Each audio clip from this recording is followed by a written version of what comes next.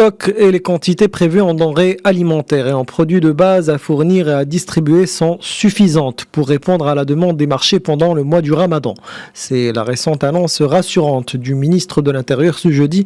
Dans ce sens, producteurs, importateurs, distributeurs et commerçants ont œuvré de manière proactive avec le soutien, l'accompagnement et le suivi des autorités publiques à programmer et à gérer les opérations nécessaires de production, d'importation, de stockage et de distribution pour le bon déroulement du mois sacré.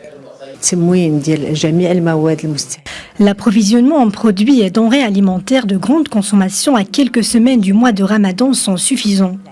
Les autorités locales vont intensifier les efforts pour veiller à ce que les prix soient appliqués de manière transparente et sans spéculation, surtout pour les produits subventionnés, notamment le gaz butane, le blé et le sucre.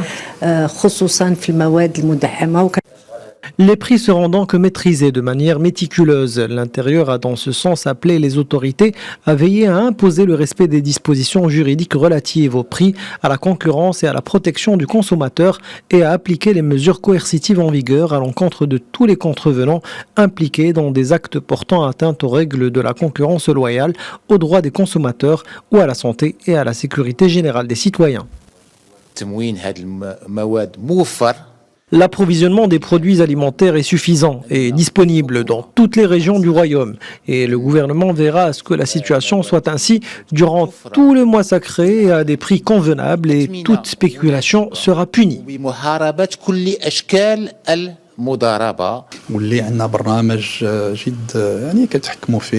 Nous avons un programme précis que nous suivons à la lettre, surtout pour les régions productrices de légumes.